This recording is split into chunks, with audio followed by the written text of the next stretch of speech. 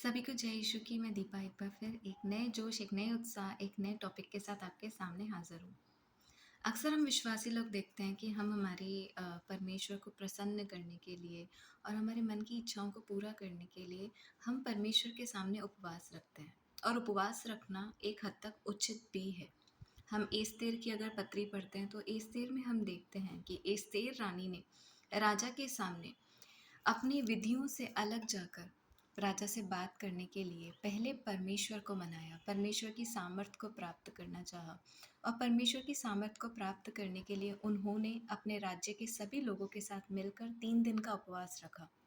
तो हाँ मेरे प्रियो, उपवास में ऐसी ताकत है कि नामुमकिन कार्य भी हम कर पाते हैं। अगर हमें परमेश्वर के सामने भी अपनी जटिल परेशानियों के लिए जल्दी समाधान अगर हम चाहते हैं, तो हमें उपवास रखकर परमेश्वर के सामने जाना चाहिए। पर प्रश्न ये है कि हमें उपवास कैसे रखना चाहिए? अगर हम मत्ती के अध्याय के 6 के 16 में जाते हैं तो हमें उपवास के बारे में पूरी जानकारी मिलती है। 6 के 16 में रखा है कि जब तुम उपवास करो तो कपटियों के समान तुम्हारे मुंह पर उदासी न छाई रहे, क्योंकि वे अपना मुंह बनाए रहते हैं ताकि लोग उन्हें उपवासी जाने। हाँ मेरे प्रियो, अधिकतर जब भी हम उपवास करते हैं तो हम ये चाहते हैं कि लोगों का ध्यान हम हमारी तरफ आकर्षित करें। हम कैसे न कैसे अपने चाल चलन, हमारे आचरण से, हमारे शरीर की बनावट से, हमारे उदास चेहरे से हम दिखाना चाहते हैं लोगों को कि मैंने आज उपवास रखा है।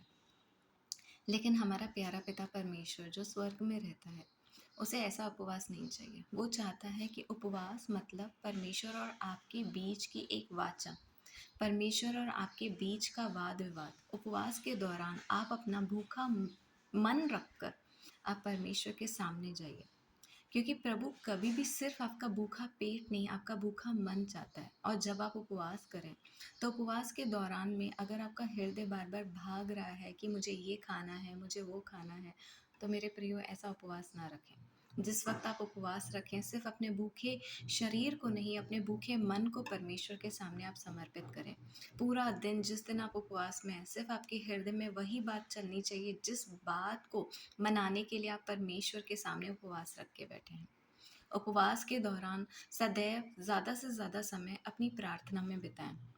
उपवास के समय शैतान हमारे शरीर के ऊपर अटैक करता है, हमें गुस्सा दिलाने की कोशिश करता है, चिड़चिड़ाहट पैदा करने की कोशिश करता है। लेकिन आप वैसे कपटी और ढोंगियों की तरह उपवास ना करें, क्योंकि अगर उपवास के दौरान आपके शरीर में, आपके मन में बेचैनी है तो आप परमेश्वर से कनेक्ट नहीं हो पाते हैं।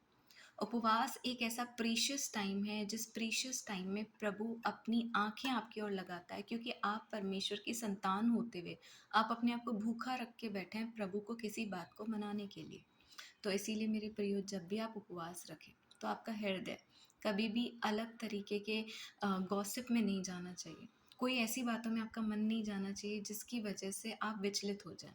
कभी भी आपका मन खाने की तरफ नहीं दौड़ना चाहिए। उपवास के समय में हम अक्सर लेडीज़ को देखते हैं कि वो अपने उपवास से ध्यान को डाइवर्ट करने के लिए वो अपने अपने शेड्यूल को और बिज़ी करते हैं। लेकिन आपको अपने शेड्यूल को बिज़ी नहीं करना है। आपको ज़्यादा से ज़्यादा समय उपवास के दिन परमेश्वर के साथ बिताना है। तो इसी तरह उपवास करते रहें, परमेश्वर के नज़दीक जाते रहें, परमेश्वर के आशीषों के वारिस होते रहें। हम जल्द ही एक बार फिर एक नए वीडियो, एक नए उत्साह के साथ, एक नई बाइबल टीचिंग के साथ हम मिलेंगे। तब तक सभी को जय यीशु की।